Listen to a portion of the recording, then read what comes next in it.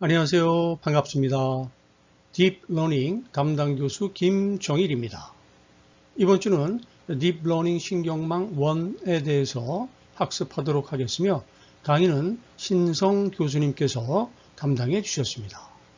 참고로 강의 동영상을 시청할 때 사이버 캠퍼스에 업로드되어 있는 강의 자료도 함께 참조하시면 강의를 이해하는 데 많은 도움이 되니까 강의 자료도 잘 참조하시기 바랍니다.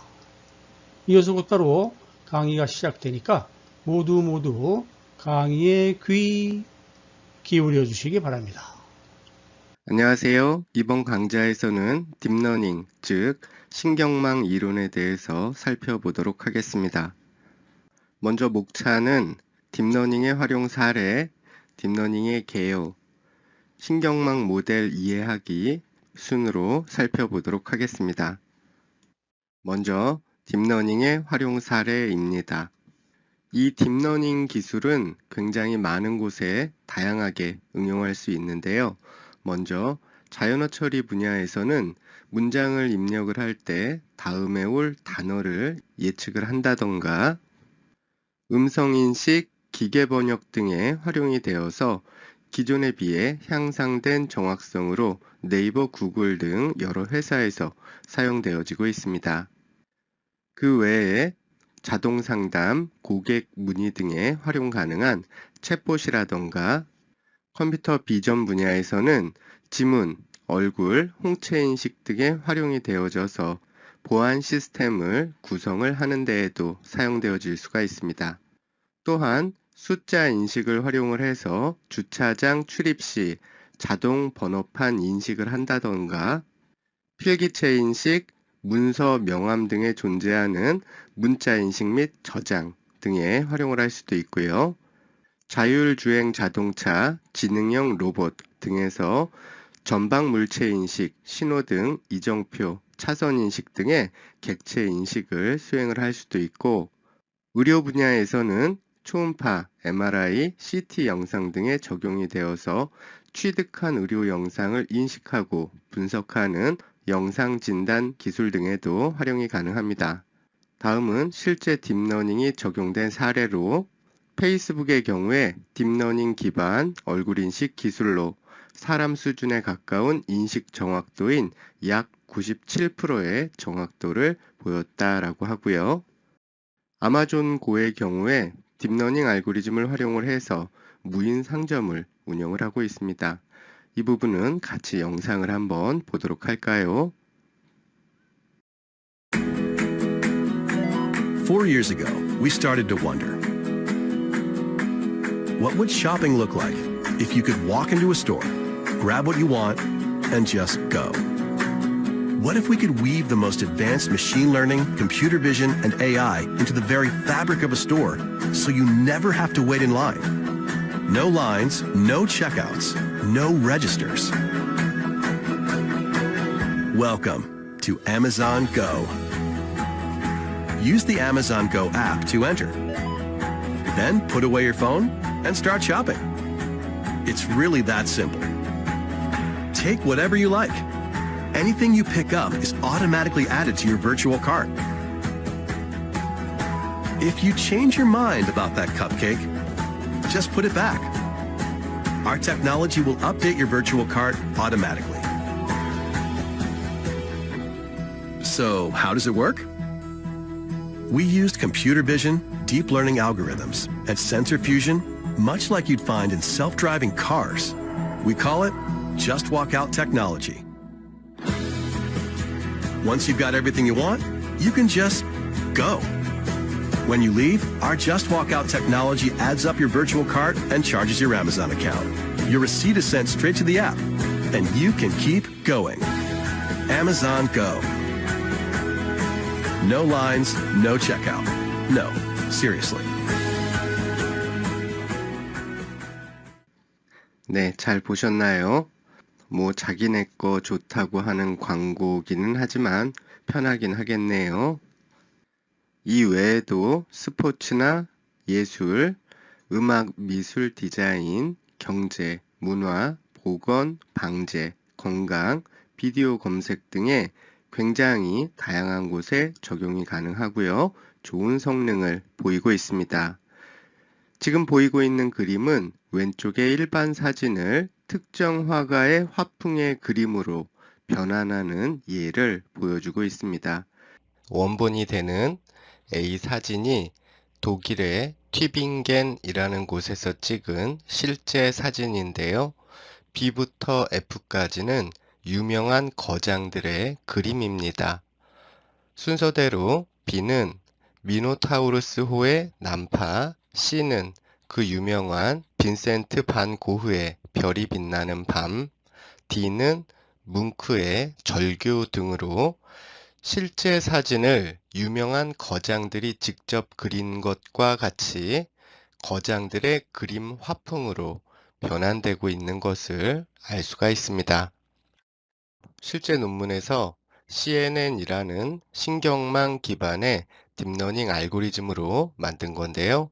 해당 화풍, 그러니까 해당 그림의 특징을 잘 찾아내서 실제 사진도 똑같은 특징을 갖도록 잘 변환해주고 있는 것을 알 수가 있습니다. 최근에는 패션 디자인 등에도 적용이 되어서 소비자가 활용할 수 있는 추천 시스템 뿐만 아니라 디자이너 입장에서 인공지능의 정확도 높은 예측과 인간의 창의력을 바탕으로 한 패션 디자인도 가능해지고 있습니다. 좋은 점만 있는 것은 아니지만 굉장히 다재다능한 알고리즘이고요.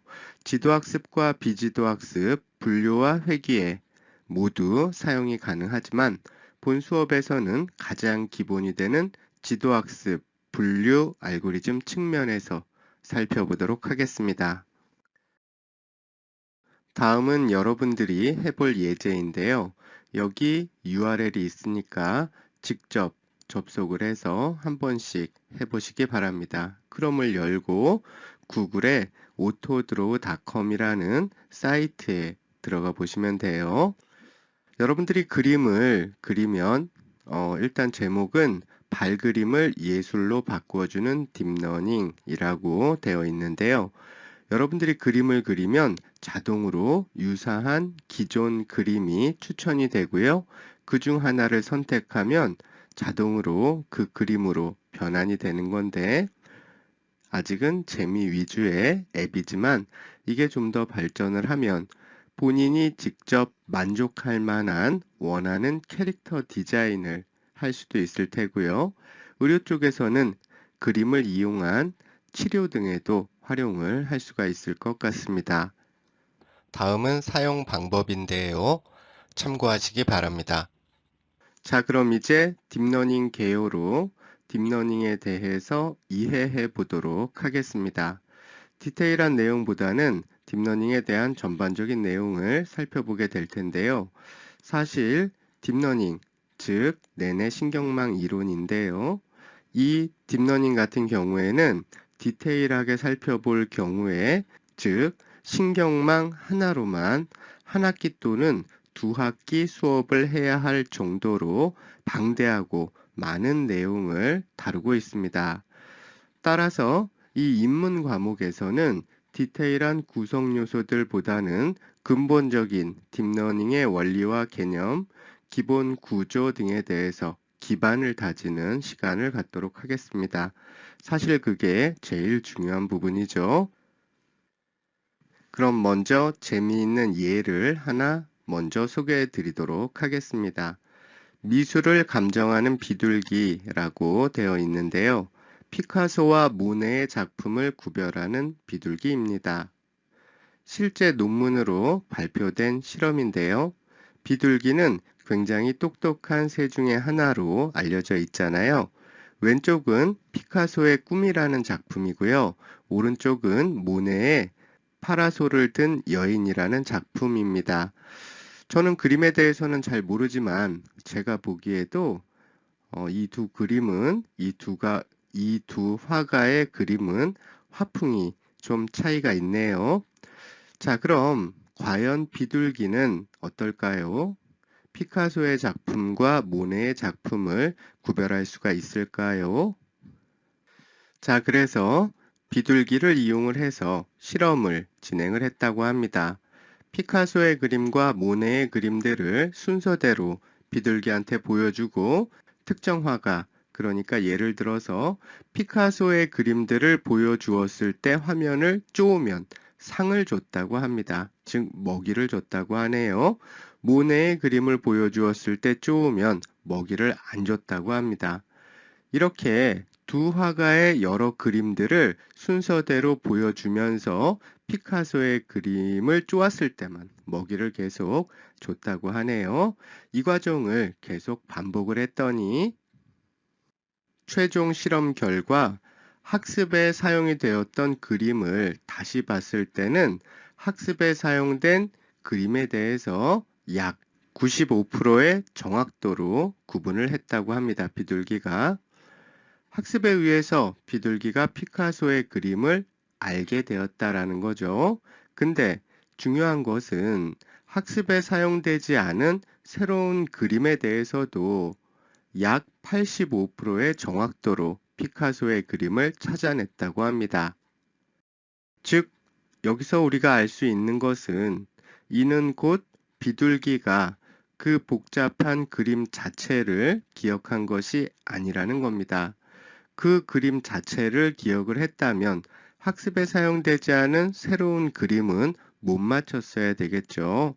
비둘기는 여러 장의 그림을 이용을 해서 실수를 조금씩 수정해가는 반복 학습을 통해서 패턴을, 즉 특정 화풍의 스타일을 추출을 하고 인식을 하게 된 겁니다. 즉 학습에 의해서 미리 관찰한 것에서 일반적인 특징을 찾아낸 거고요. 이 특징, 규칙, 패턴을 바탕으로 조금 다른 새로운 그림이 들어왔을 때 예측을 수행을 한 건데요. 이건 딥러닝도 굉장히 잘하는 분야입니다. 딥러닝도 마찬가지 과정으로 학습을 수행을 하는데요. 여러 학습 데이터를 계속 입력으로 넣어서 출력과 정답을 비교하고 만약 정답을 맞추지 못하면 벌을 주게 됩니다. 출력에 영향을 미치는 가중치라는 값을 계속 조금씩 뜯어 고치게 되는 건데요. 어느 방향으로? 오차가 줄어드는 방향으로. 이것은 비둘기한테 여러 장의 그림을 이용을 해서 맞추면 상을 주고 못 맞추면 벌을 주는 반복학습 작업과 유사한 과정입니다. 그러니까 정답과 출력값이 같으면 변경할 것이 없지만 정답과 출력값이 다르면, 즉 오차가 존재하면 가중치라는 것을 오차가 줄어드는 방향으로 출력에 영향을 미치는 가중치라는 것을 오차가 줄어드는 방향으로 계속해서 조금씩 변경하는 것으로 이것을 학습이라고 얘기를 하는데요. 이 과정을 원하는 결과가 나올 때까지 몇천, 몇백만 번 계속 반복하다가 보면 나중에는 결국 정답을 맞추게 되는 겁니다. 일단 개념적으로만 먼저 이해를 하시기 바랍니다.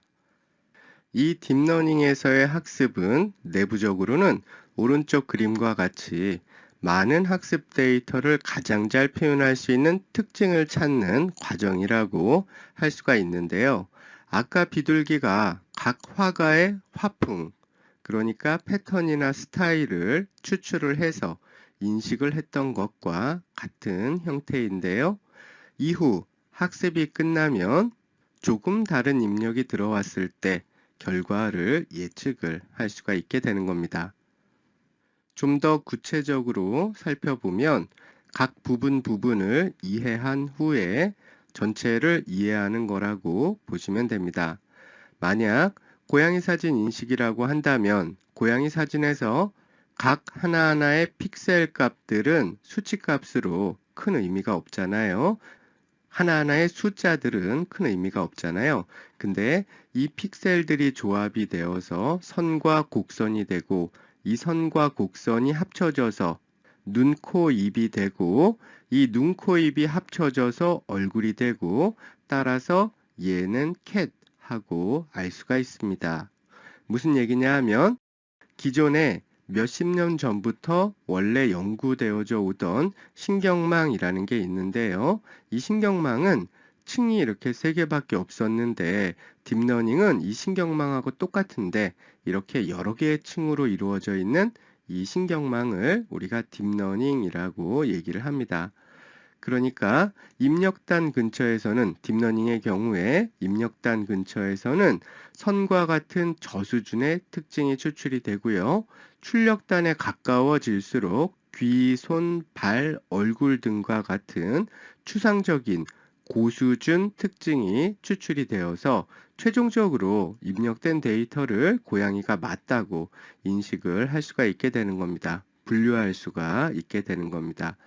따라서 층이 많아지면 그만큼 추상적인 표현이 가능해지고요. 따라서 예전에는 힘들었던 복잡한 이미지도 잘 분류하게 되는 겁니다. 지금은 개념적으로만 이해를 하세요. 그래서 딥러닝 같은 경우에는 신경망하고 예전부터 계속 연구해오던 신경망하고 똑같은데 층의 수만 많이 늘어난 게 딥러닝 또는 깊은 신경망 또는 딥 뉴럴 네트워크라고 얘기를 한다. 이렇게 이해를 하시면 됩니다. 층의 수가 많아지면 그만큼 예전에는 힘들었던 복잡한 이런 데이터도 영상과 같이 복잡한 이미지도 잘 분류가 가능하다. 이렇게 생각하시면 돼요. 자, 그래서 정리하면 이 딥러닝은 기존에 연구되어져 오던 인공신경망 알고리즘의 한 종류로 인공지능의 부흥을 이끈 성능 좋은 데이터 분류기라고 생각을 하시면 됩니다. 병렬적 구조를 가지고 있어서 동시에 처리하는 것도 가능하고요. 다음과 같이 보통 가운데 있는 은닉층이라고 하는데 이 가운데 있는 층이 2개 이상인 신경망을 딥러닝이라고 얘기를 합니다. 따라서 기본 원리는 신경망과 같기 때문에 신경망과 딥러닝을 크게 구별하실 필요는 없습니다. 이 신경망 알고리즘은 인공신경망이라고도 하는데요. 인간의 뇌의 뉴런 구조와 동작에서 영감을 받아서 만든 데이터 분류 및 예측 알고리즘입니다. 인간의 신경세포인 뉴런은 입력된 자극이 일정 크기 이상일 때만 활성화되어져서 다음 뉴런으로 신호를 전달한다고 하네요. 즉, 작은 자극은 느끼지 못한다고 합니다. 이 생물학적 뉴런을 단순화해서 만든 것이 인공신경망 모델인데요. 생물학적 신경망과 유사하게 입력 신호들을 더한 값이 일정 크기 이상일 때만, 즉 특정 임계값 이상일 때만 출력을 내보내도록 알고리즘이 구성이 되어져 있습니다. 뒤에서 자세히 살펴볼 거예요. 아무튼 이 딥러닝은 어느 날 뚝딱 하고 나온 건 아니고요.